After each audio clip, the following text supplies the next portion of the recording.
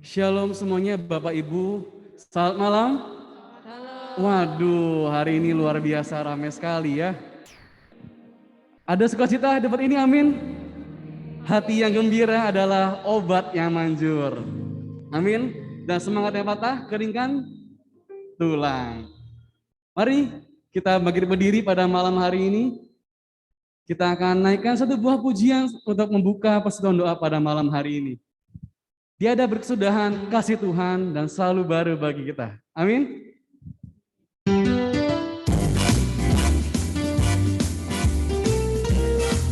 Ayo dong, tepuk tangannya boleh.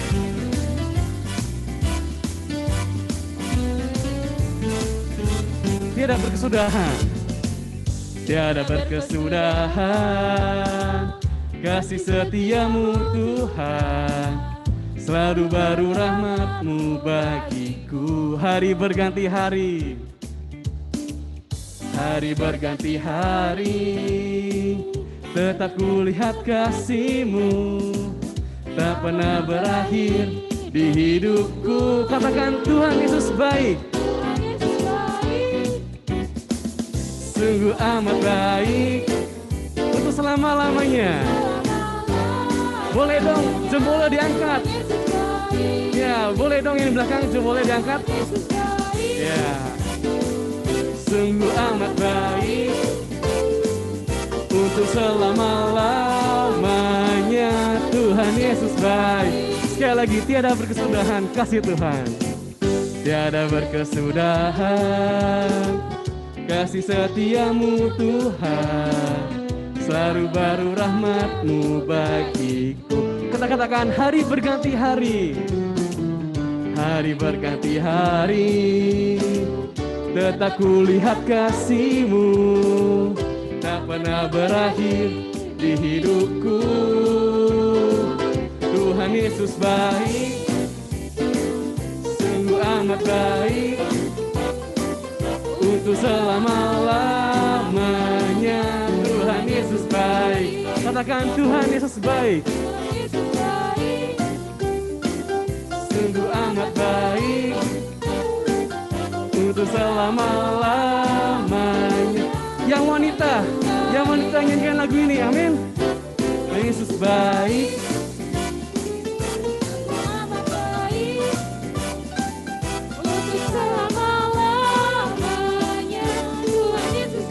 yang pria, Tuhan Yesus baik.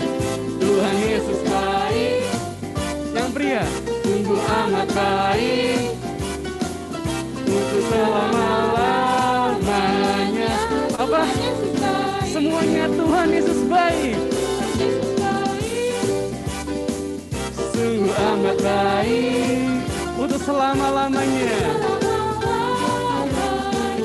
Tuhan Yesus baik. Sekali lagi, Tuhan Yesus baik. Sungguh amat baik untuk selama-lamanya. Tuhan Yesus baik untuk selama-lamanya. Untuk selama-lama, dari selama-lamanya sampai selama-lamanya. Tuhan Yesus baik. Iya, beri kemuliaan bagi nama Tuhan.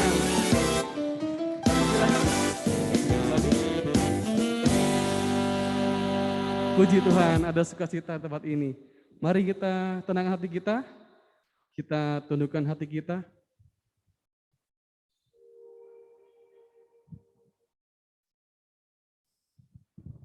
Mari kita tenangkan pikiran kita atur nafas kita kembali.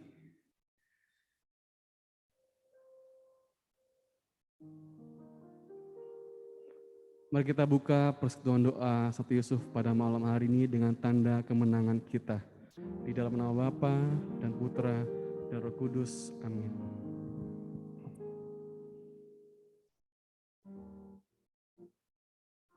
Selamat malam Allah Bapa di surga. Kami mengucap syukur dan terima kasih atas segala kebaikan-Mu ya Bapa, yang boleh Tuhan berikan pada kami sampai dengan saat ini. Kami masih boleh diberikan kesehatan. Kami boleh diberikan dapat berkumpul di tempat ini, bersekutu bersama kembali ya Bapa. Kiranya sungguh Tuhan, kasih-Mu, cinta-Mu terus memenuhi kehidupan kami. Dan pada malam hari ini ya Bapa, secara khusus kami mau tinggalkan segala beban dalam kehidupan kami, segala hal-hal yang membelenggu dalam kehidupan kami, segala kepahitan kami pada malam hari ini. Dan kami mau taruh semuanya itu di dalam hati-Mu, dalam hadirat-Mu ya Bapa. Ampunilah kami jika kami selalu salah dalam segala kehidupan kami. Kami rapuh di dalam kehidupan kami ya Bapa.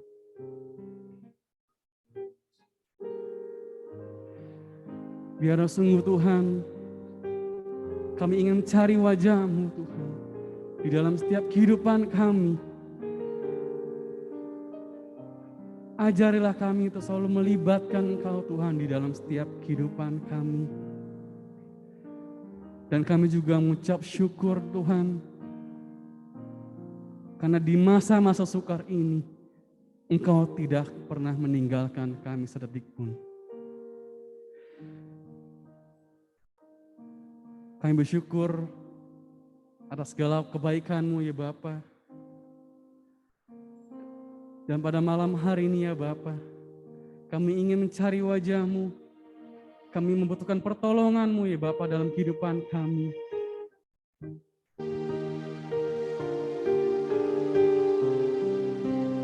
Dan kami mau katakan Tuhan, pertolongan kami datang daripada-Mu ya Bapa.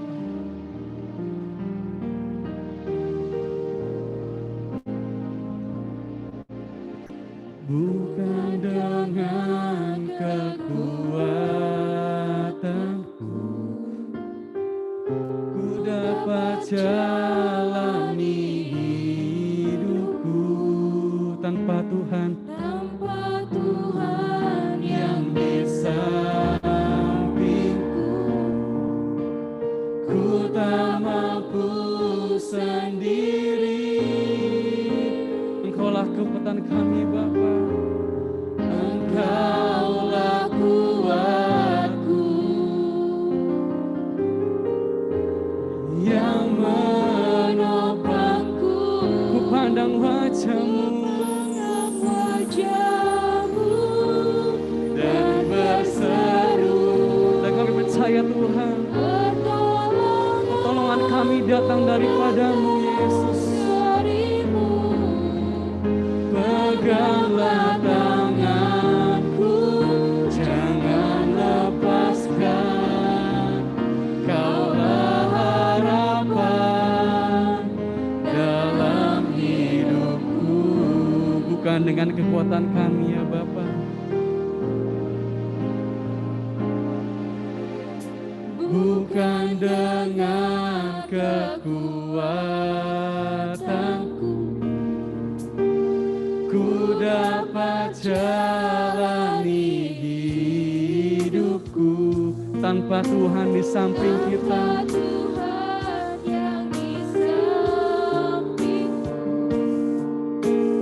ku tak mampu sendiri. Engkaulah kekuatan kami yang menopang kami Tuhan. Engkaulah kuatku yang mari kita pandang Tuhan Yesus. Ku pandang wajah-Mu dan berseru, pertolonganku datang dari-Mu. Peganglah tanganku, jangan lepaskan. Kaulah harapan dalam hidupku. Ku pandang wajah-Mu dan berseru, pertolonganku datang dari-Mu. Peganglah tangan kami Tuhan, jangan lepaskan. Kaulah harapan dalam hidup kami. Dalam ku pandang wajah-Mu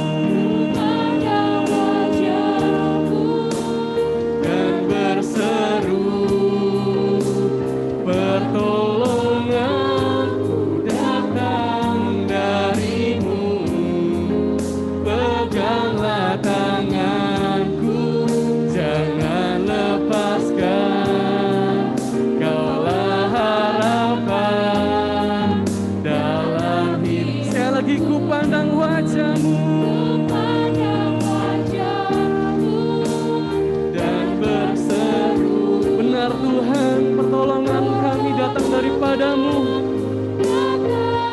Darimu, peganglah tanganku, jangan lepaskan. Kaulah harapan dalam hidup, kaulah harapan dalam hidupku.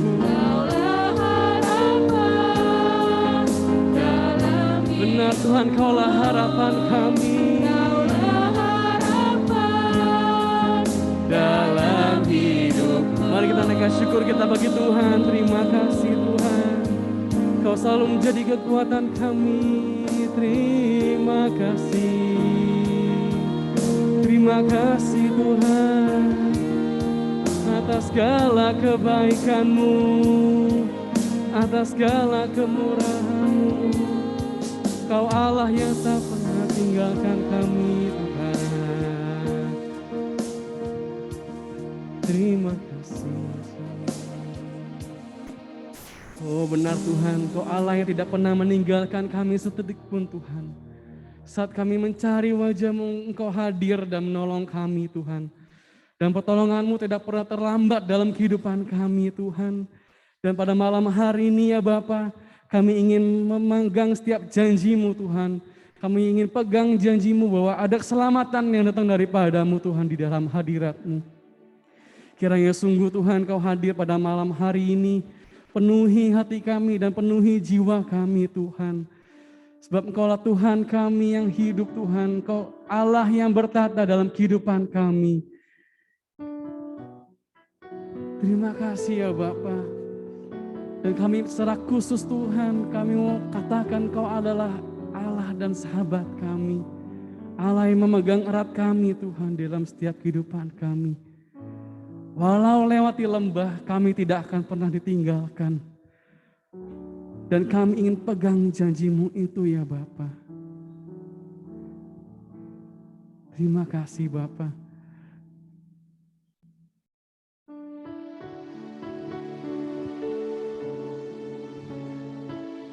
Dan Engkaulah Allah kami. Engkaulah Allah yang hidup dan bertata dalam kehidupan kami ya Bapa.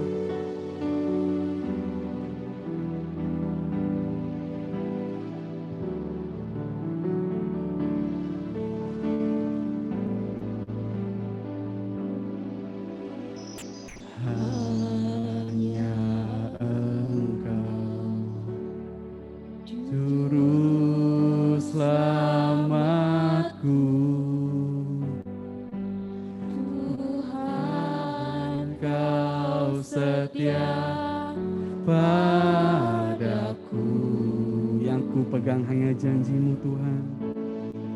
Yang ku pegang hanya janji-Mu. Ku percayakan hidupku hanya Engkau Tuhan.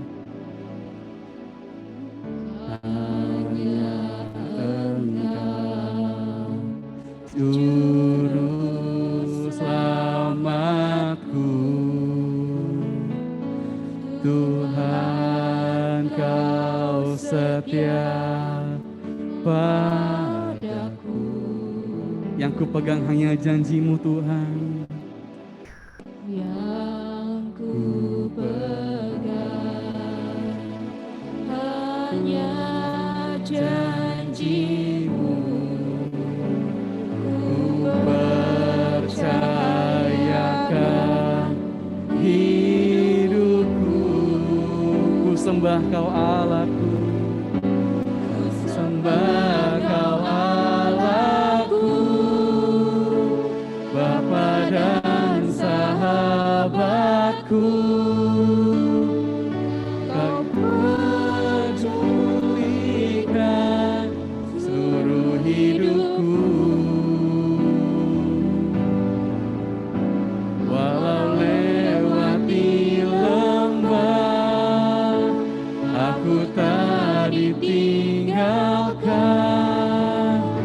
Yesus kekuatan di hidupku. Hanya Engkaulah Tuhan kami.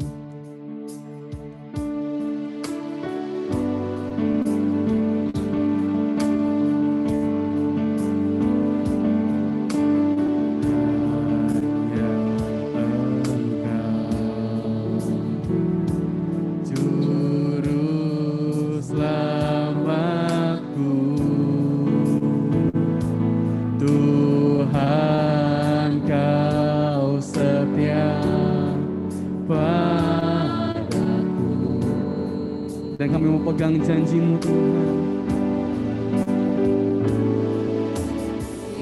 Yang ku pegang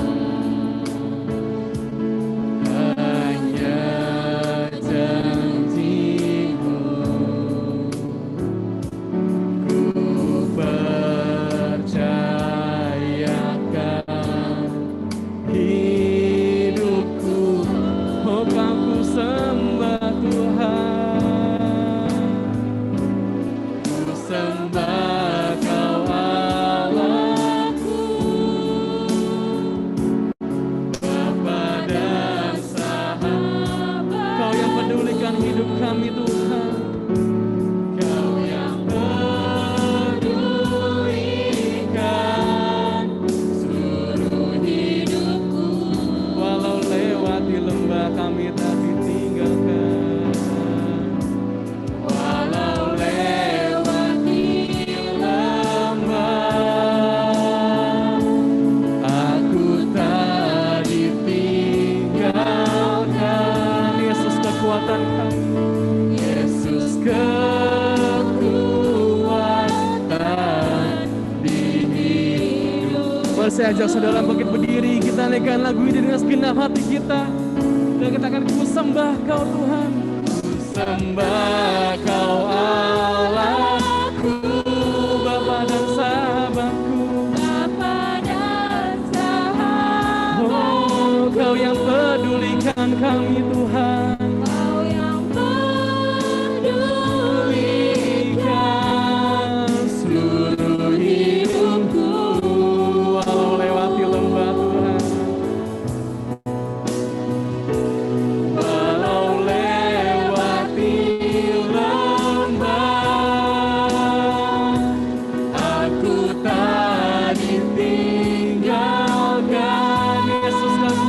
kami, Yesus kekuatan di hidup. Oh, ku sembah Kau Tuhan, ku sembah Kau Allahku,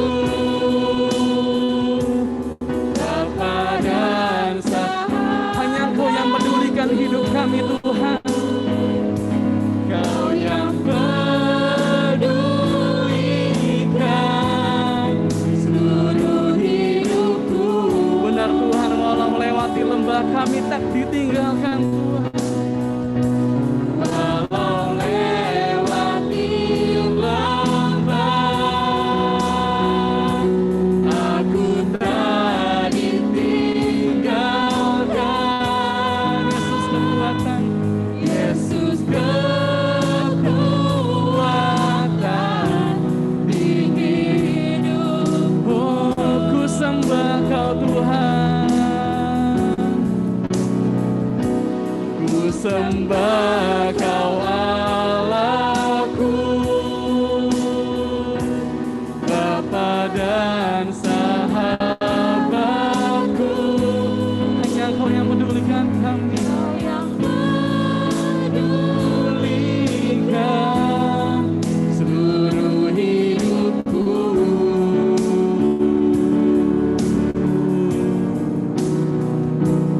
Walau lewati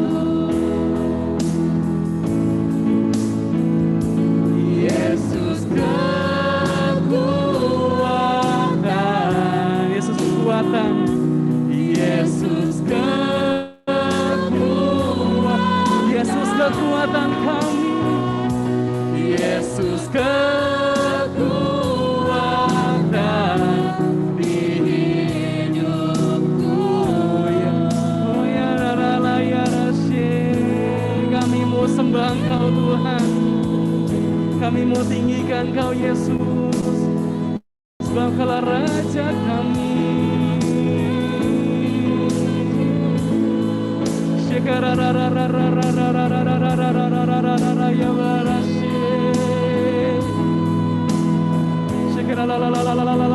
Kami mau sembah Engkau Tuhan, kami membawa segala masalah kami dalam hadirat-Mu Tuhan.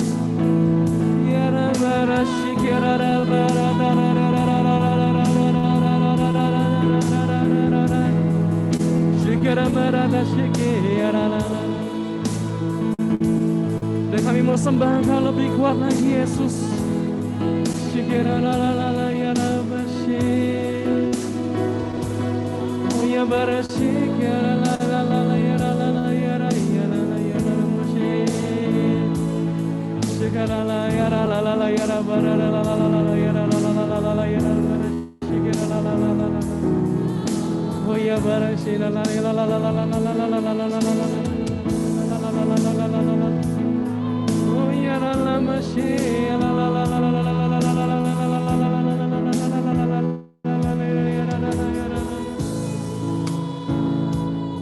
Oh haleluya, kami mau sembah Kau Tuhan.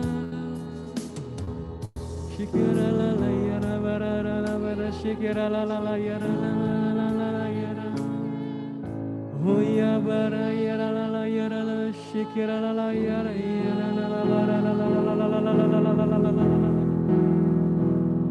Kami mau sembah Engkau Tuhan. Shikira la la la. Shikira la la la la la la la la la. Oh ya la ya la la ya la la la la la la la. Shikira la la la la la ya la bara shikira la la la la la la la la la la la la la.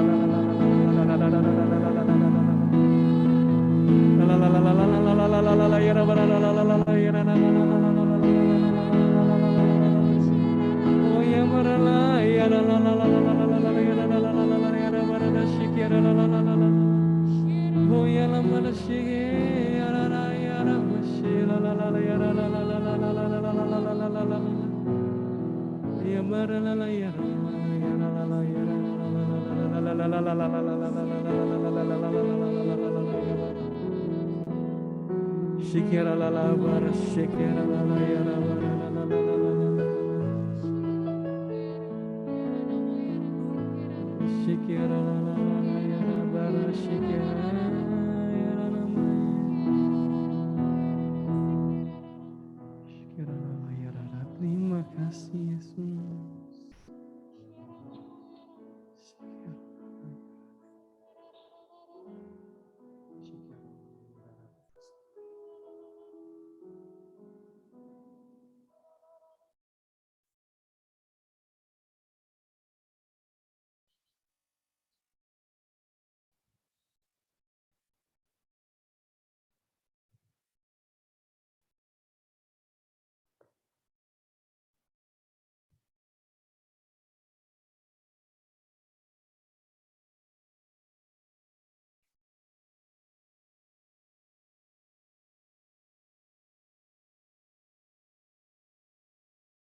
Terima kasih ya Bapak. Kami boleh merasakan hadirat-Mu mengalir memenuhi hidup kami. Kami boleh pegang janji-Mu Tuhan, bahwa Kau Allah yang tidak pernah meninggalkan kami sedetik pun. Kau Allah yang mengangkat kami saat kami jatuh. Dan kami percaya Tuhan, pada malam hari ini, keselamatan-Mu hadir di tengah-tengah kami. Keselamatan-Mu boleh mengalir atas hidup kami, pribadi lepas pribadi ya Bapak.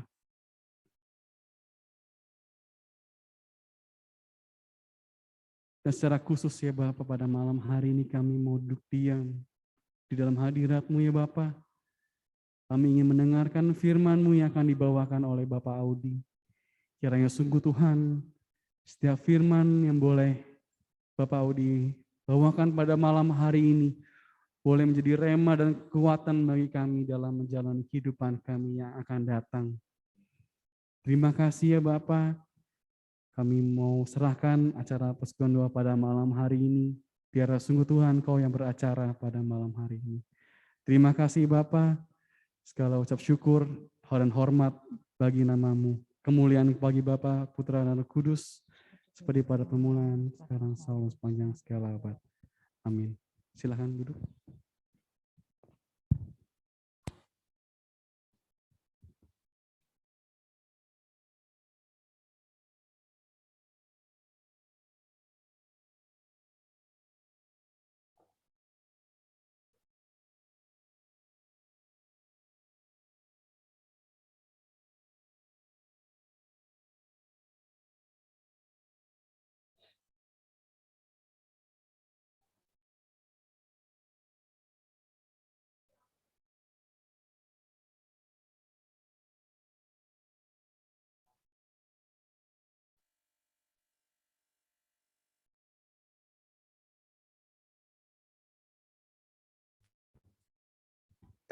Tes. Oke. Romo Santo, boleh saya minta doanya sebelum saya mulai berkhotbah? Saya minta Romo untuk mendoakan saya agar apa yang saya sampaikan pada malam hari ini boleh sungguh hanya apa yang ingin Tuhan perdengarkan buat kita semua. Kita bersyukur ya ada Romo Santo di sini.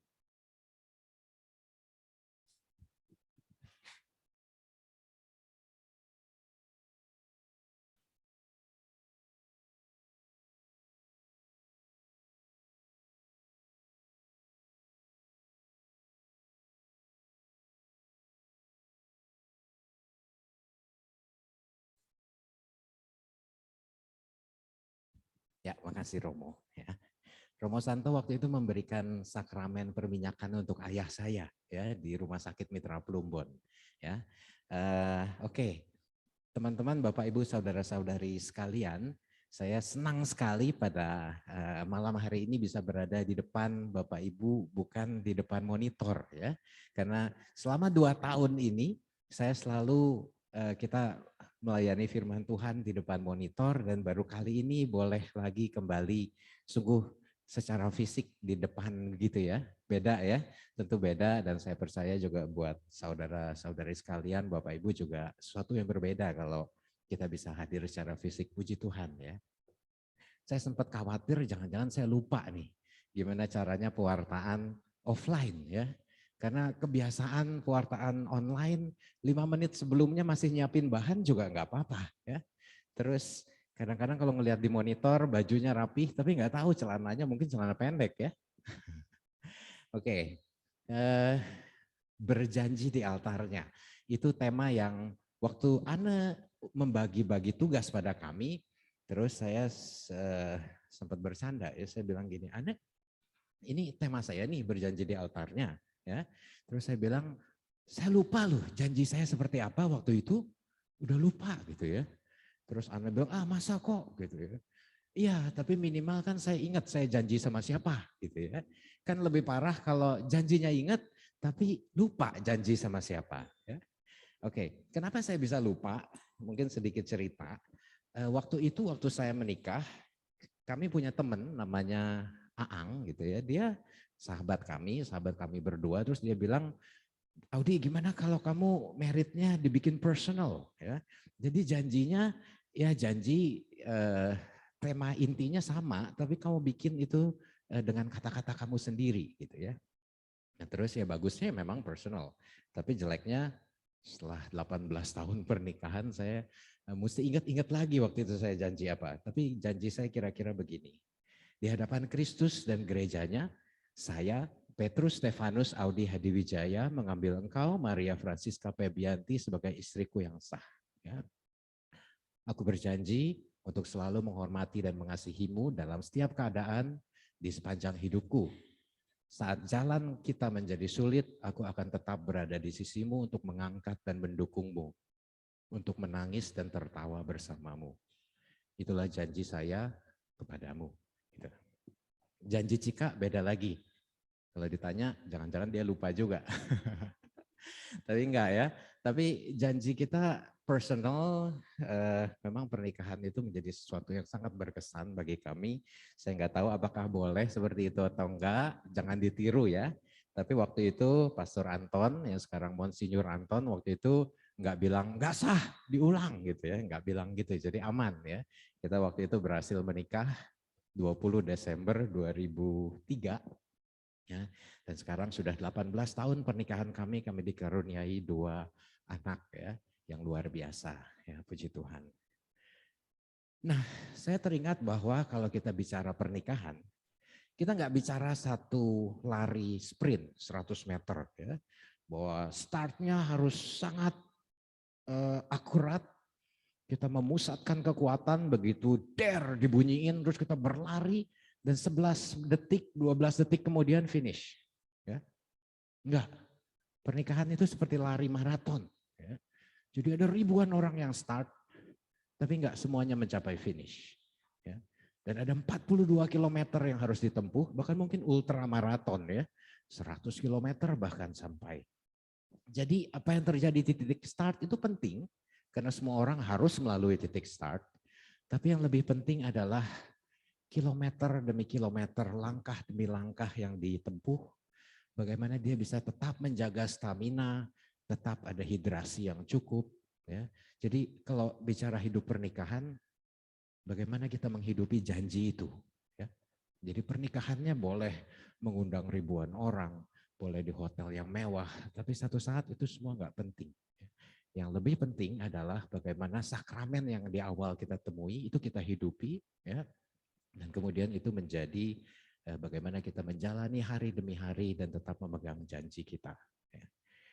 Oke, saya menyiapkan satu slide. Ini saya lupa cara makainya nih. Oke, ya. Ini 18 tahun yang lalu ketika saya dan Cika menikah ya di katedral. Nah, saya pernah sharing ini ya, Bapak Ibu mungkin masih ingat bahwa menurut statistik kita nggak boleh bangga, Indonesia itu menempati urutan kedua di Asia Pasifik dalam angka perceraian. Ya.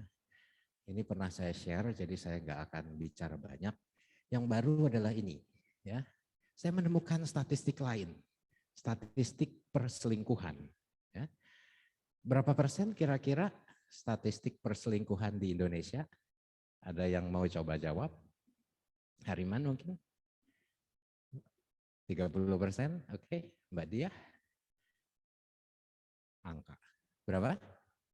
40? Ya. Memang Mbak Dia guru yang baik berarti ya. Jadi benar. Angkanya 40% ya.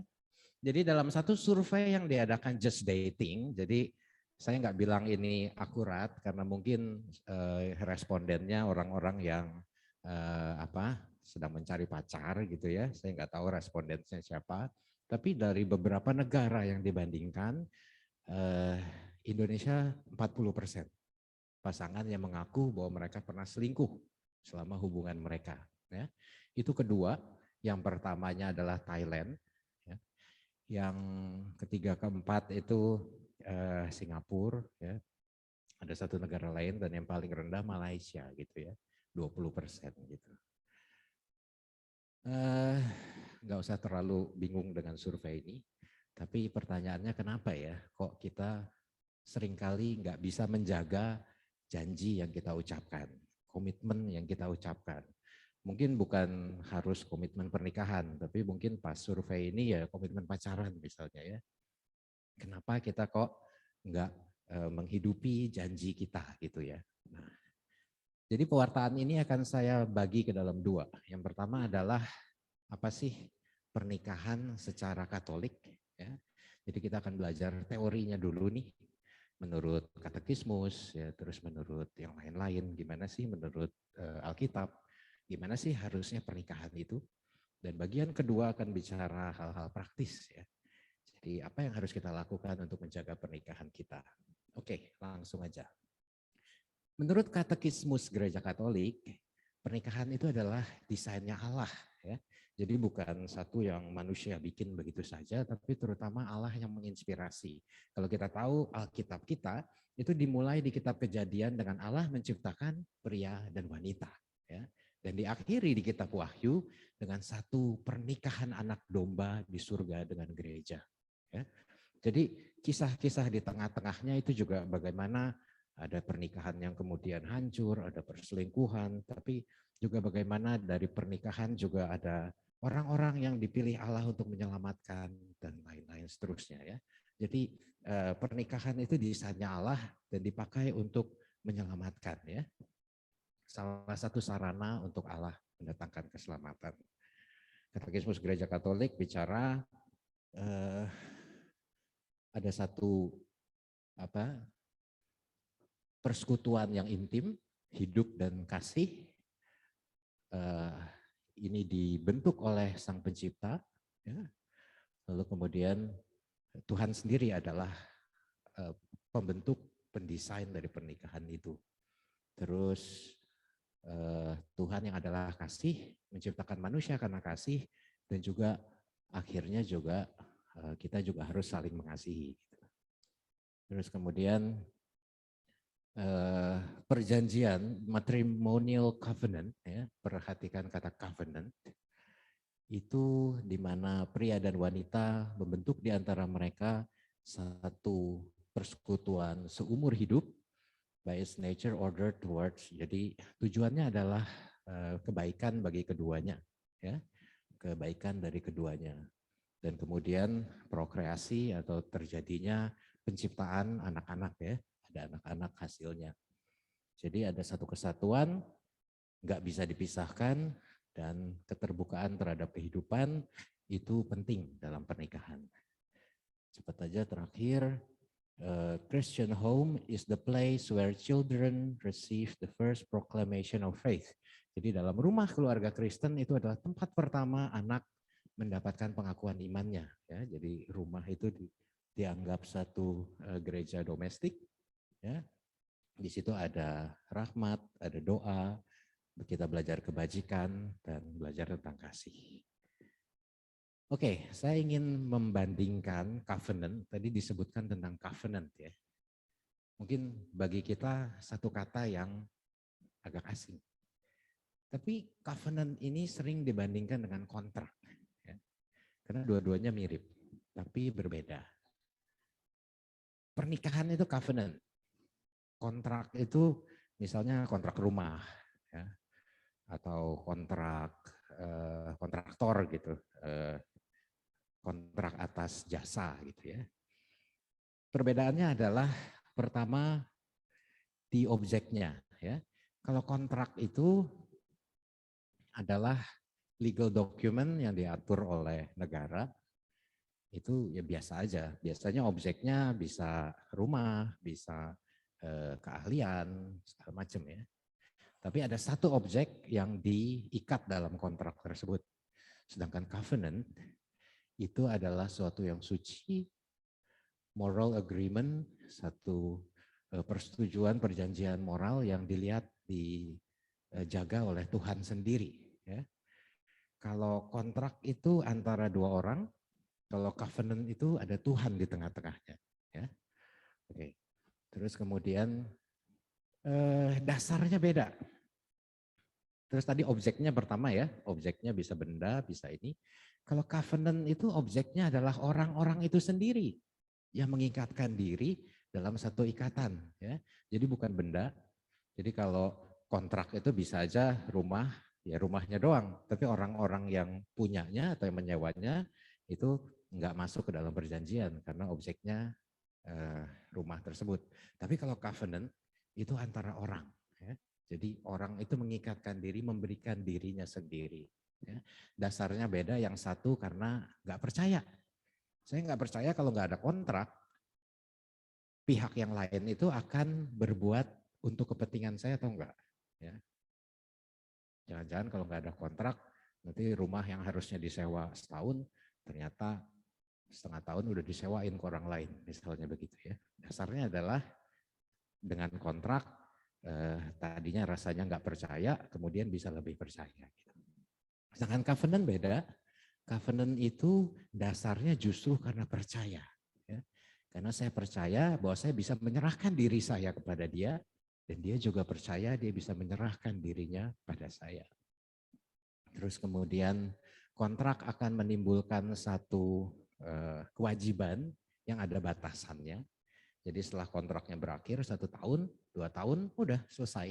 Ya.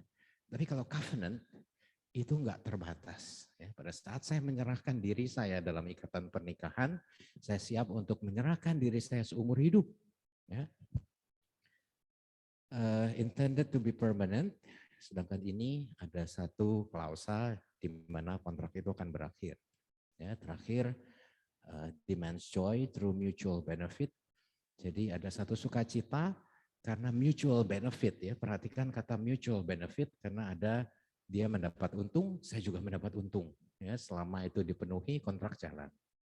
Tapi kalau covenant itu mendapatkan sukacitanya lewat pengorbanan, saling berkorban. Ya. Dan pernikahan kita adalah covenant, bukan kontrak. Ya. Jadi nggak ada tuh yang namanya kawin kontrak.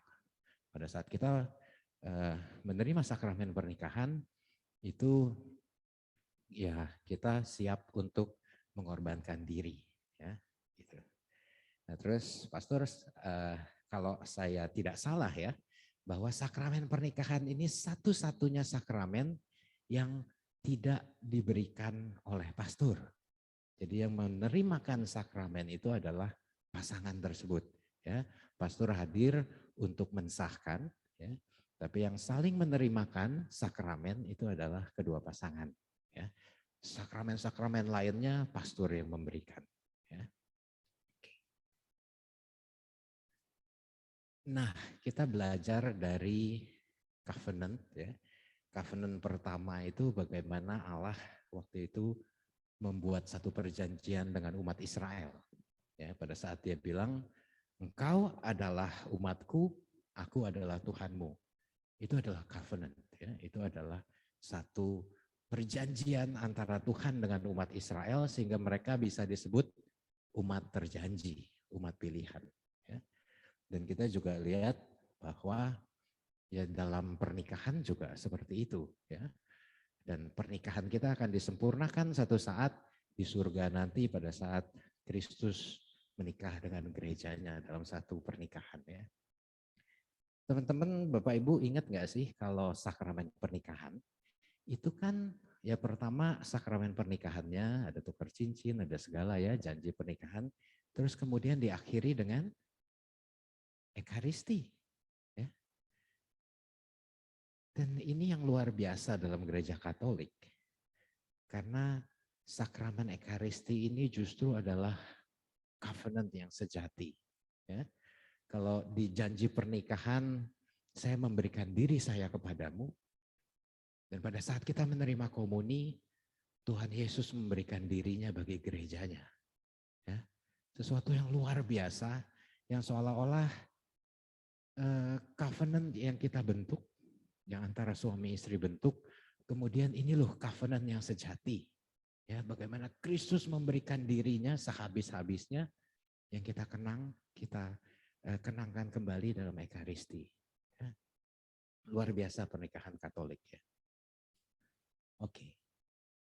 Nah, itu tadi sedikit tentang teori, ya. Jadi kita tahu pernikahan Katolik itu harusnya seperti apa. Satu, lalu nggak boleh dipisahkan, ya. Lalu harus kedua orang yang dewasa yang dengan kesadaran penuh mengikatkan diri, nggak boleh ada paksaan, nggak boleh ada yang ditutup-tutupi, ya, dan nggak boleh diceraikan. Ya. Jadi ada banyak hal yang menjadi ciri khas dalam pernikahan Katolik. Ya.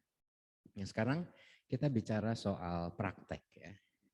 Kenapa sih kok banyak pernikahan yang tadinya didesain begitu indah, ya, begitu sempurna, tapi kok banyak yang kandas. Ya. Hal pertama yang ingin saya angkat adalah perbedaan. Ya. Pernah dengar? Ada yang tanya, kenapa sih keluarga kamu bercerai? Gitu ya. Terus jawabannya, karena satu perbedaan yang tidak dapat disatukan. Ya. Keren gitu ya, perbedaan yang saking bedanya nggak bisa disatukan. Tapi memang kan pernikahan kan antara dua orang yang berbeda. Ya. Secara desainnya aja satu pria, satu wanita. Kalau Gereja Katolik kan nggak mengakui pernikahan sesama jenis ya. Jadi secara desain aja pernikahan itu memang menyatukan dua orang yang berbeda. Jadi sebenarnya kalau alasannya kenapa bercerai karena perbedaan yang nggak bisa disatukan, itu menurut saya nggak tepat ya. Karena memang secara desain itu dua orang yang berbeda. Saya ingin kalau paling gampang ngomongin perbedaan pria dan wanita, mungkin Bapak Ibu pernah membaca buku Men Are From Mars, Women Are From Venus. Ya. Jadi John Gray ini bilang pria dan wanita itu sebenarnya asalnya dari planet yang berbeda.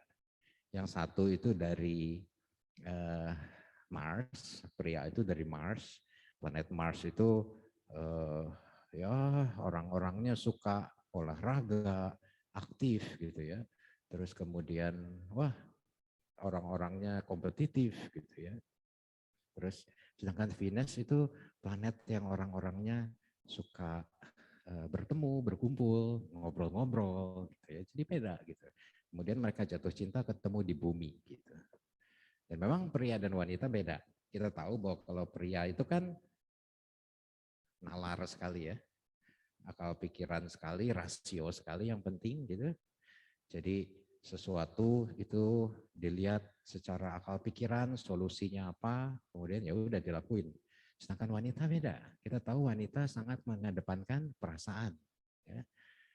Nah, mereka ketemu di bumi, jatuh cinta, tapi kan tetap pada dasarnya berbeda ya.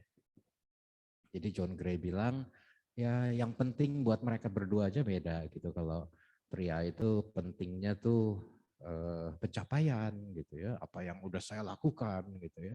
Kalau wanita yang penting tuh hubungan, relasi, person gitu ya, orang. Terus kemudian kalau pria itu akan senang kalau diakui gitu, dihormati. Kalau wanita itu akan inspired, terinspirasi kalau merasa disayang. Gitu. Nah terus apa yang terjadi kalau krisis gitu? Kalau wanita akan ngumpul sama teman-temannya, dia akan cerita gitu ya. Dia akan cari peneguhan. Sedangkan kalau pria, dia akan menyendiri. Dia butuh waktu untuk menyendiri, masuk ke gua istilahnya. Gua ini bisa hobi, bisa ya pokoknya mau sendiri, nggak mau diganggu gitu, bisa tahu-tahu ya nyuci mobil atau apa gitu ya, tapi nggak mau diganggu gitu. Sedangkan wanita lebih suka untuk ketemu teman-teman untuk ngobrol gitu. Jadi banyak perbedaan-perbedaan ini yang membuat relasi kadang menjadi gesekan-gesekan ya, karena kalau kita nggak menyadari perbedaan, kita anggap dia sama seperti saya harusnya begini, dan wanita juga pikir pria harusnya seperti saya, kemudian nggak ketemu. Ya. Misalnya begini, wanita bilang kamu nggak sayang sama saya, gitu ya. Lalu pria membaca ini dia bilang, kok dia ngomong gitu sih? Saya sayang kok sama kamu. Saya kan 2 minggu sekali pulang dari Jakarta misalnya ya. Jauh loh, 3 jam. Besoknya harus pulang lagi, 3 jam lagi gitu ya. Terus saya selama 2 minggu berusaha gitu, bekerja gitu. Buat siapa? Buat kamu. Pokoknya semua pembelaan-pembelaan keluar. Ya, begitu pria mendengar kamu nggak sayang lagi sama saya gitu ya. Tapi sebenarnya itu harus dibaca. Wanita tuh bilang, saya ingin untuk merasa lebih disayangi. Gitu. Sebenarnya pria harusnya ngebacanya seperti itu. Ya. Cuma karena kita langsung pakai logika ya kita bilang kok dia bisa bilang begitu sih. Enggak loh, harusnya kan gini, tak tak tak tak tak semuanya disampaikan ya. Nah itu misalnya satu gitu ya. Terus kalau ada masalah wanita ngomong gitu ya. Terus kemudian pria langsung kasih solusi. Gitu, itu juga salah sebenarnya karena sebenarnya wanita mungkin hanya ingin didengarkan, hanya ingin merasa ada teman, ada yang mau mengerti perasaannya. Solusi untuk wanita mungkin urusan kesekian. Gitu ya. Nah itu kita pelajari dalam hidup berkeluarga ya. Kalau satu hal yang saya pelajari dalam hubungan saya sama Siska misalnya gini. Saya tanya Siska, Cik kita mau makan di mana nih? Ya, terus Cika akan bilang, terserah. Kalau buat kita pria, kita langsung akan berserah. Yeay, saya bisa memilih apa yang saya suka. Ya. Terus kemudian, ayo kita makan sate kambing di bawah jembatan tol, bypass. Terus Cika bilang, oh jangan itu, jangan. Ah, kok jangan sih tadi terserah. Terus kemudian udah makannya aja sate Bang Herman gitu ya. Terus Cika bilang nggak mau, tempatnya asap segala macam gitu. Terus kalau saya masih baru menikah, belum mengerti, ya, saya akan mulai kesel. Saya akan bilang katanya tadi terserah gitu ya. Tapi kok sekarang ini nggak mau, itu nggak mau. Tapi setelah saya menikah berapa lama, maksudnya terserah itu adalah coba kamu usulkan beberapa tempat yang saya mungkin akan suka gitu ya. Jadi terserahnya nanti terserah diusulkan apa, nanti saya yang milih gitu ya. Nah, kayak gitu tuh adalah hal-hal yang kita pelajari dalam pernikahan ya. Memang wanita itu adalah orang yang paling sulit dimengerti ya. Sampai sekarang saya masih berpendapat seperti itu. Tapi di lain pihak juga mungkin wanita beranggapan pria itu makhluk yang paling nggak peka, paling nggak ngerti apa maunya kita. Gitu. Jadi selama pria dan wanita kekeh, maunya saya harusnya gimana, akan selalu ada gesekan. Ya. Selama dalam perkawinan kita terus memikirkan apa yang saya mau, itu nggak akan ketemu. Akan selalu ada gesekan, akan selalu ada pertengkaran. Ya. Tapi siapa yang harus mengalah? Ya bagusnya dua-duanya. Ya. Bagusnya Mars, Venus, dua-duanya ngalah, ketemu di tengah. Ya. Tapi kadang nggak bisa juga. Kadang ya udah orang Mars ngikutin Venus. Kadang kalau lagi sebaliknya juga ya orang Venus yang ngikutin Mars ya nggak apa-apa. Yang penting tetap bersama. Gitu ya. Saya selalu ingat pesan orang tua saya waktu kami menikah. Ya. Teman kami itu ngumpulin pesan-pesan dari orang-orang terdekat. Dan yang berkesan adalah ayah saya, dia bilang begini, Audi, Siska, selamat menempuh hidup baru. Selamat berusaha menggantikan kata aku menjadi kita. Ya. Singkat pesannya, tapi buat saya sangat dalam. Intinya adalah pada saat kita menikah, bukan lagi aku, dua aku, tetapi gimana kita berusaha untuk menjadi satu kita. Ya. Oke, jadi kalau untuk perbedaan, ini apa ya, kita akan memang berbeda, kuncinya adalah saling mengalah. Lalu masalah yang kedua adalah masalah ketidaksetiaan. Ya. Karena banyak pernikahan yang kandas karena orang ketiga. Ya, itu adalah penyebab kedua kenapa pernikahan diakhiri dengan perceraian. Yang pertamanya masalah ekonomi biasanya ya, gitu. Perbedaan. Nah yang kedua ini ketidaksetiaan. Saya ingin mengutip dari Malaiki 2 ayat 10 ayat 16. Intinya Tuhan membenci perceraian ya. Kita baca sama-sama yuk. Ya. 2, 3. Oleh sebab Tuhan telah menjadi saksi antara engkau dan istri masa mudamu yang kepadanya engkau telah tidak setia. Padahal dialah teman sekutumu dan istri seperjanjianmu.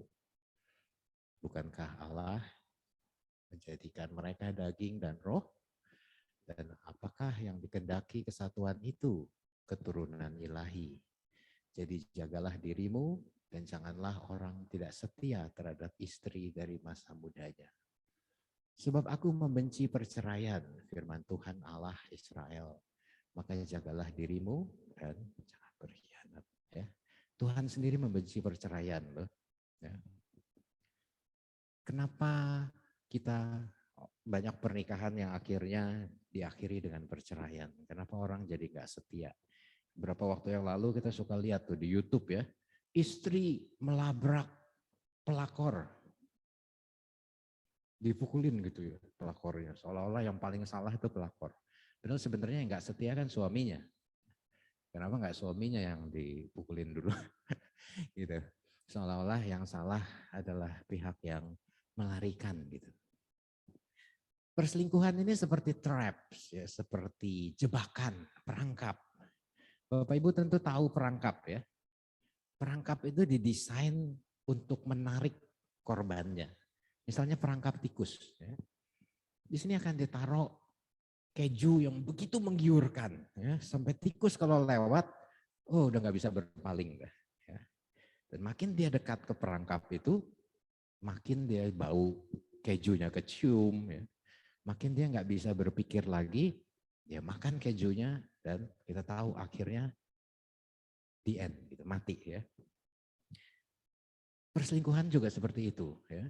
Atau contoh lain di mitologi Yunani itu ada yang namanya sirens. Itu tuh kalau pelaut-pelaut gitu, tiba-tiba di laut mereka mendengar kayak ada nyanyian gitu ya. Terus mereka terperdaya, mereka deketin seperti ada wujud wanita yang cantik, tapi ternyata begitu dekat ternyata batu karang. Ya. Terus kemudian mereka mati gitu. Perselingkuhan tuh seperti itu. Ya. Itu seperti perangkap yang kalau kita dari jauh kita tahu bahwa perselingkuhan itu akan mengakibatkan kehancuran. Ya. Tapi begitu kita kasih celah, kita masuk ke dalamnya, lebih dekat lagi sama orang lain. Satu saat kita udah nggak bisa berpikir seperti seharusnya. Ya. Kalau kita normal-normal kita tahu jangan gitu. Tapi begitu kita kasih celah, kita masuk, satu saat ya kita akan jatuh karena kita nggak bisa lagi berpikir secara normal. Ya. Jadi satu-satunya cara buat mencegah perselingkuhan ya jangan mulai. Ya. Jangan mulai, jangan kasih celah. Ya, kalau kita sudah menikah, ya jaga jarak dengan wanita lawan jenis. Gitu. Jangan, saya kuat kok, saya sudah pelayanan, saya orang gereja. Gitu. Saya bisa jaga batas kok. Gitu. Enggak ya, pada saat kita masuk dan masuk lagi, satu saat kita kehilangan akal sehat. Ya, jadi jangan mulai, jangan kasih angin, jangan buka celah. Puji Tuhan saya nggak punya pengalaman yang saya sharingkan tentang selingkuh gitu ya. Selama kami berpisah, jadi 2 tahun ini kan teman-teman tahu saya di Jakarta, Siska di Cirebon, ya. Tapi selama saya di Jakarta ya saya menjaga diri, ya nggak kemudian keluyuran dengan teman-teman, apalagi dengan lawan jenis. Lagian juga COVID juga gitu ya, puji Tuhan COVID gitu. Jadi ya memang nggak bisa juga keluar-keluar gitu ke mall ya. Tapi ya selama kami berpisah, saya percaya saling menjaga, ya, sehingga kami bisa tetap setia. Dan jangan ditiru ya, kalau bisa suami istri itu tetap bersama. Gitu. Ya, yang saya lalui, yang kami lalui itu sesuatu yang nggak menyenangkan, harus terpisah ya. Tapi Juli ini kami akan kembali bersama di Jakarta ya, puji Tuhan. Dari Wahyu dikatakan, namun demikian aku mencela engkau, karena engkau telah meninggalkan kasihmu yang semula. Kenapa perselingkuhan terjadi? Itu biasanya karena kasih yang kita rasakan itu enggak seperti kasih yang dulu lagi. Dulu menggebu-gebu, dulu suka bawa bunga, dulu makan di restoran berdua, gitu ya. Sekarang udah punya anak boro-boro, gitu ya. Nah terus kasih yang semula ini Efesus dicela karena dia meninggalkan kasih yang semula. Ya, dalam Wahyu ini Yohanes mencela Efesus, dulunya dia sangat gigih, sangat mencintai firman Tuhan ya, karena Paulus di Efesus itu 2 tahun ya, dan mereka sangat berapi-api, tapi di Wahyu mereka dicela karena mereka meninggalkan kasih yang semula. Ya. Buat para pasangan juga setelah bertahun-tahun pernikahan, buat kami 18 tahun, ya memang nggak sama seperti dulu ya. Kalau dulu kita ekspresif, apalagi waktu masih pacaran gitu ya, bawa bunga, tiap hari datang. Nah kalau sekarang ya bentuknya lain. Kalau dulu kasih itu perasaan, ya, cinta itu lebih ke perasaan, saya senang kalau bersama dia. Sekarang ya cinta itu adalah lebih ke pilihan. Ya. Saya tetap memilih untuk mencintaimu. Ya. Kalau dulu beratnya masih 48, itu ya sekarang nggak usah disebut ya. Ya tapi kasih itu ya nggak tergantung dari itu. Ya, kasih itu harus tetap, itu adalah satu pilihan. Saya tetap memilih untuk mencintaimu. Ya, kalau wanita juga begitu. Dulu suaminya six pack gitu ya. Sekarang one big and happy pack gitu ya. Satu gede gitu ya. Nah ya tetap harus tetap mencintai ya. Kembali kepada kasih yang semula.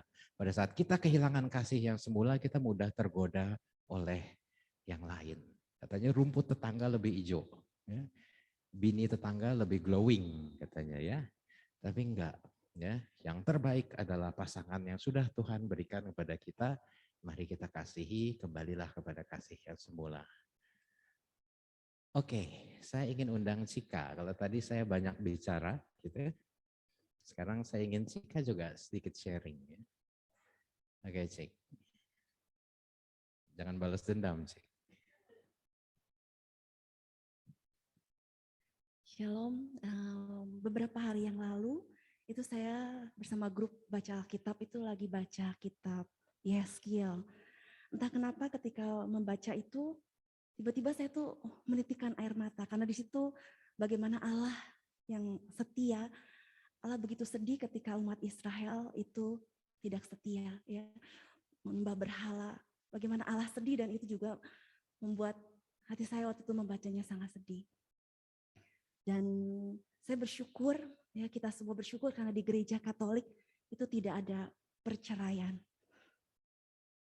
Dan kita setiap kali ya sakramen pernikahan diadakan itu selalu dikatakan yang dipersatukan Allah janganlah diceraikan manusia.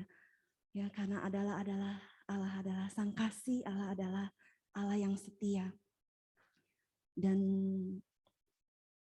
itu seperti juga mungkin kita pernah dengar ya, mungkin pastor lebih tahu ada beberapa kasus itu, tetapi itu pembatalan ya, pembatalan pernikahan, tetapi itu kasusnya sangat jarang dan izinnya itu sampai ke atas sampai paus. Jadi Tuhan ingin sungguh menghidupkan bahwa firman Tuhan ya yang dipersatukan Allah janganlah diceraikan manusia. Ya Allah ingin tetap ya kita semua saling mengasihi.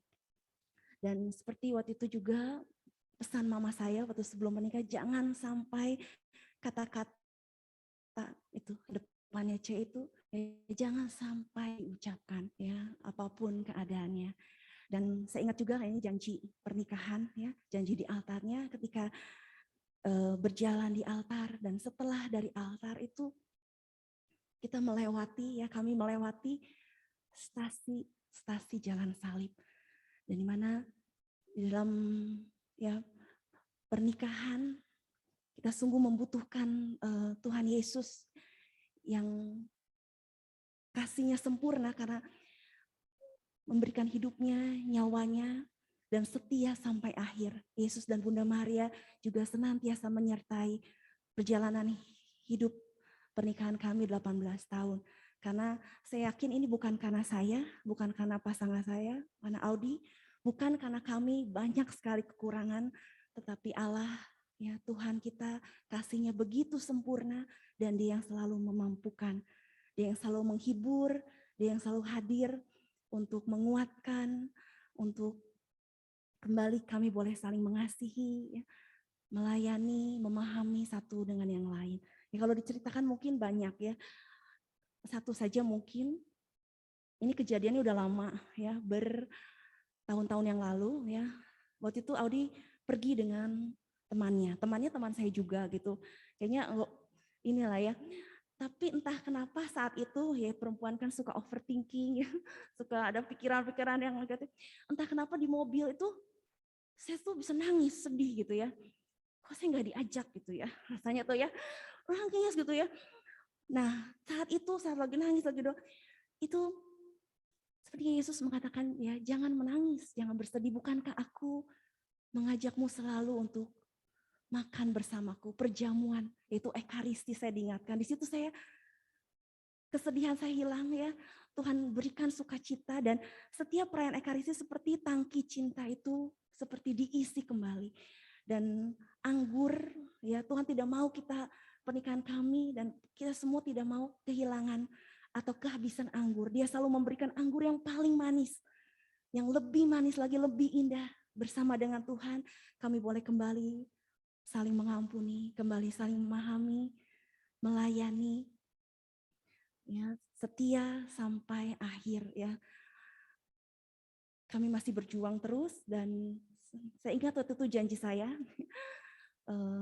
aku akan mengasihi dan mencintai seumur hidup, menghormati seumur hidup, setia dalam suka maupun duka, sehat maupun sakit, kelebihan maupun kekurangan, kebahagiaan maupun penderitaan, senantiasa berjalan bersamamu, menjadi tua bersamamu, hingga maut memisahkan dan berjumpa kembali dengan Bapa di surga. Demikian janji suci saya kepadamu.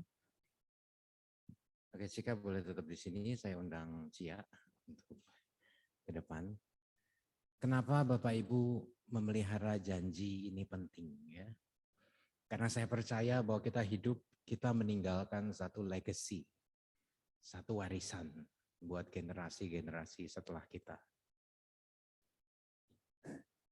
Yang pertama ini adalah satu podcast, kita tahu Deddy Corbuzier, waktu itu yang diundang dua anak muda, masih muda sekali, 17 tahun mungkin, Livy sama Prince. Ya. Lalu dia ditanya, do you believe in marriage? Dan mereka bilang, no, saya nggak percaya akan pernikahan. Ya. Selidik punya selidik, mereka berdua berasal dari keluarga yang broken home. Ya. Dan kemudian pada akhirnya dia tumbuh dewasa, dia boleh sukses, boleh menjadi orang yang luar biasa di usianya, tapi dia hidup dengan nggak percaya pada pernikahan. Tapi untungnya dia masih percaya pada love. Slide yang kedua ini kita tahu siapa ya. Ini Saint Sian, ya. Nicholas Sian, anak dari Bapak Ahok Purnama. Ya, saya kagum pada Ahok dalam berbagai hal. Tapi yang saya lihat adalah dia juga diwawancara oleh Melanie Ricardo. Do you believe in love? Dia bilang no. Yang ada cuma mutual benefit. Dua orang yang saling memiliki kepentingan. Yang kalau kepentingan itu didapatkan, ya mereka bersama. Tapi saat kepentingan itu enggak lagi didapatkan, mereka berpisah. Ini adalah produk-produk dari pernikahan-pernikahan yang terganggu, Bapak Ibu. Oleh karena itu kenapa saya dan Siska harus menjaga janji kami. Karena di sini ada Hoven, ada Mary. Dan saya ingin mereka tumbuh dan mereka punya satu impresi yang baik tentang keluarga mereka. Bahwa keluarga sungguh menjadi panggung pengampunan. Seperti kata Paus Fransiskus, nggak ada keluarga yang sempurna. Ya, kadang kami bertengkar, kadang bahkan kami bertengkar di depan anak-anak, ya saya akui. Tapi kami tetap punya kasih dari Tuhan. Ya, itu yang membuat kami tetap berjalan bersama.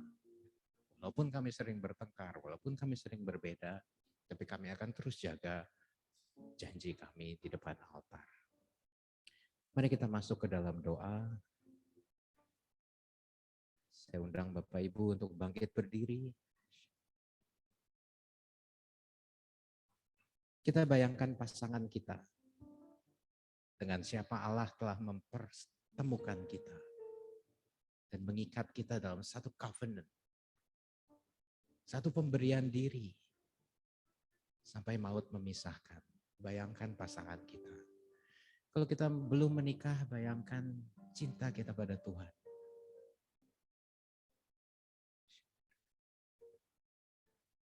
Pasangan kita mungkin punya banyak kekurangan dalam perjalanan kita hidup bersama. Tapi itu adalah anugerah yang terbaik yang Tuhan berikan bagi kita.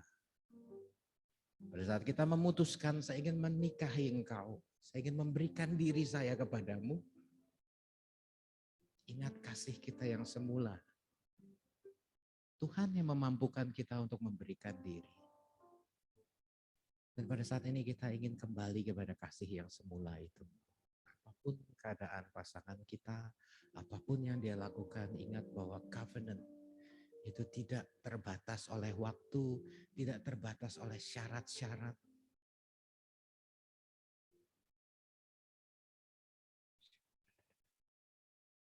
Kita renungkan lagu ini. Selalu mencintaimu dalam hatiku.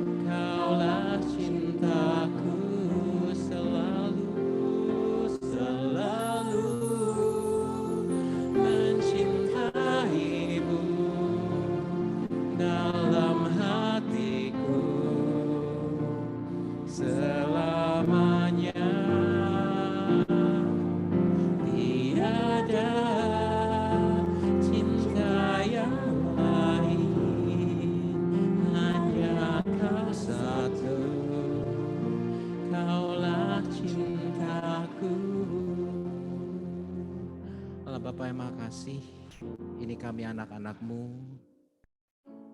kami yang Kau pertemukan dengan orang yang Kau pilih, anugerah terbaik dalam hidup kami.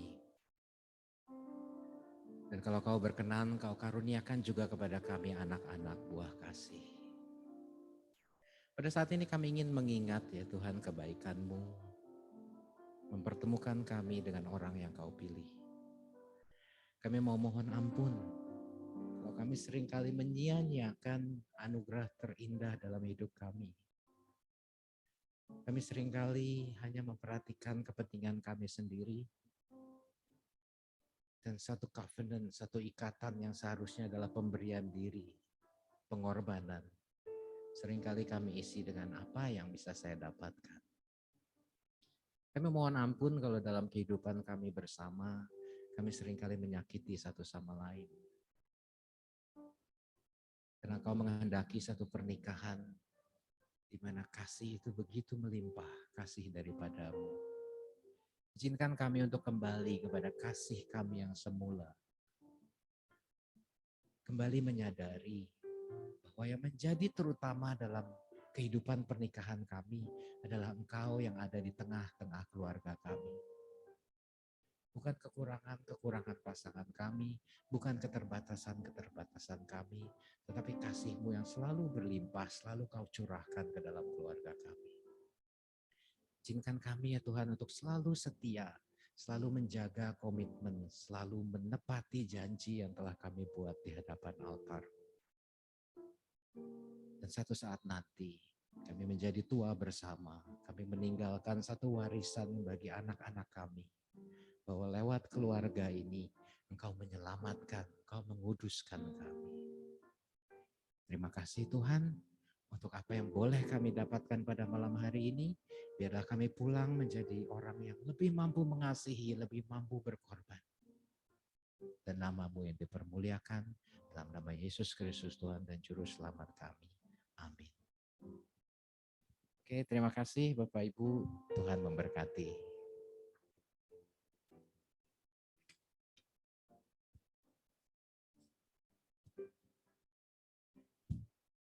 Terima kasih Bapak Audi atas firman dan renungannya pada malam hari ini.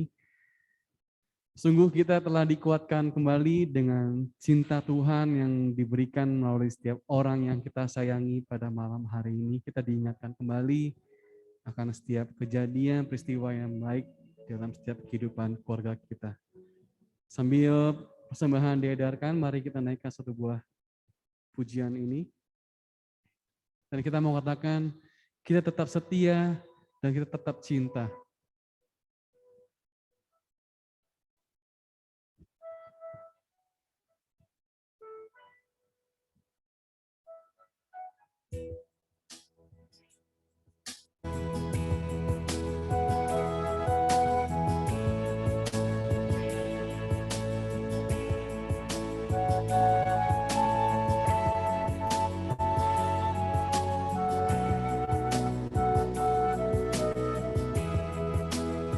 Ku tetap cinta.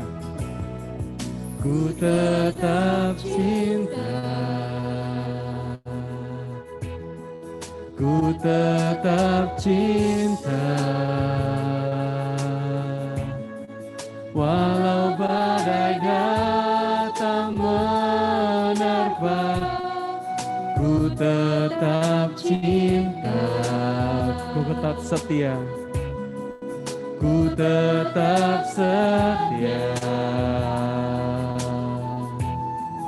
ku tetap setia, walau taufan datang menghadang, walau taufan datang menerpa, ku tetap setia.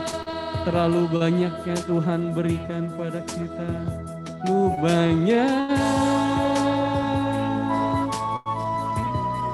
yang Tuhan telah beri,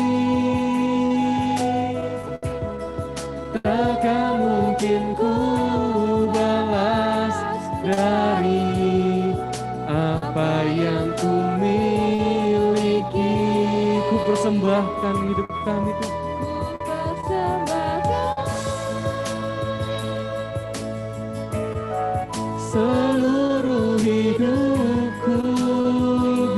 tetap cinta. Biar ku tetap cinta, biar ku tetap setia untuk selama-lamanya. Terlalu banyak, terlalu banyak yang Tuhan telah beri,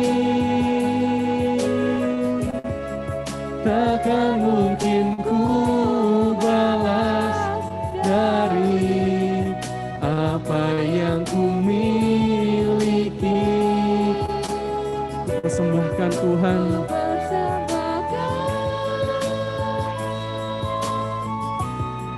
seluruh hidupku, biar ku tetap cinta Tuhan, biar ku tetap cinta, biar ku tetap setia untuk selama-lamanya. Biar ku tetap cinta dan ku tetap setia Tuhan, biar ku tetap cinta, biar ku tetap setia untuk selama-lamanya. Baik, ada yang ingin bersaksi pada malam hari ini?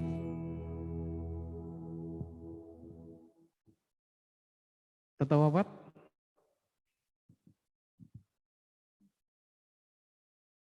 Oke, kayaknya tidak ada ya. Untuk persetujuan doa yang akan datang, boleh ditampilkan. Kita akan dengan tema 1+1 lebih daripada 2. Akan dibawakan oleh Bapak Rafael Roland Lesmana dari Bandung. Dan pemusiknya Regina, WL Ibu Elis, dan Singara Yani dan Petrus. Mari kembali kita tundukkan kepala sejenak. Bapa dalam surga, terima kasih pada malam hari ini. Kami boleh selalu dikuatkan dengan firman-Mu Tuhan. Kami boleh dikuatkan dengan cinta-Mu, dengan kasih setia-Mu Tuhan di dalam setiap kehidupan kami ini. Biar sungguh Tuhan, cinta-Mu terus mengalir, mempersatukan hati kami dengan orang yang kami sayangi. Biar sungguh Tuhan, kasih setia-Mu mengurapi dan membimbing kami di dalam setiap kehidupan kami yang akan datang ya Bapak. Dan kalau sebentar kami akan mengakhiri acara pada malam hari ini, kiranya sungguh Tuhan, Kau berkati dan Kau lindungi kami dalam perjalanan pulang dari ruangan ini, dan dapat berkumpul dengan keluarga yang kami sayangi. Dan akhirnya Tuhan, kami mau satukan persekutuan doa ini dengan doa yang Kau ajarkan kepada kami. Bapa kami yang ada di surga, dimuliakanlah nama-Mu, datanglah kerajaan-Mu, jadilah kehendak-Mu di atas bumi seperti di dalam surga. Berilah kami rezeki pada hari ini, dan ampunilah kesalahan kami, seperti kami pun mengampuni yang bersalah pada kami. Dan janganlah masukkan kami dalam pencobaan, tapi bebaskanlah kami dari segala yang jahat. Amin. Salam Maria, penuh rahmat Tuhan sertamu, terpujilah engkau di antara wanita, dan terpujilah buah tubuhmu Yesus.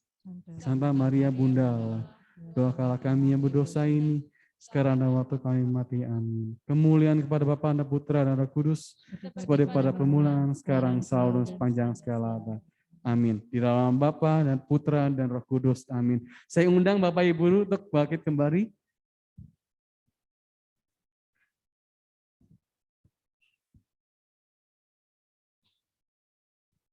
Ya, kita akan naikkan satu buah pujian ini.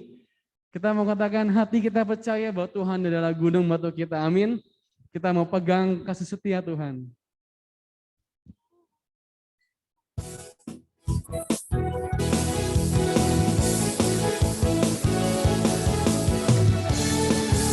Mari kita katakan Tuhan adalah kekuatan kita dan mazmur kita. Tuhanlah kekuatan dan mazmurku, Dia gunung batu, Dia gunung batu dan keselamatanku. Hanya padamu hatiku percaya, Kaulah menara kami Tuhan, kota perlindungan kami. Mari kita bersyukur bagi Tuhan. Ku mau selalu bersyukur sebab cintamu padaku tidak pernah berubah.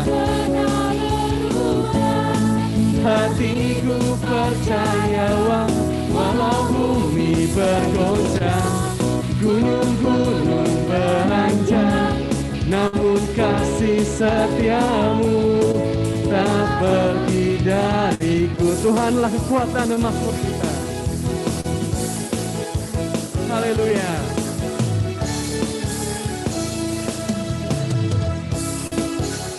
Mari bersama-sama. Tuhanlah kekuatan dan makmurku,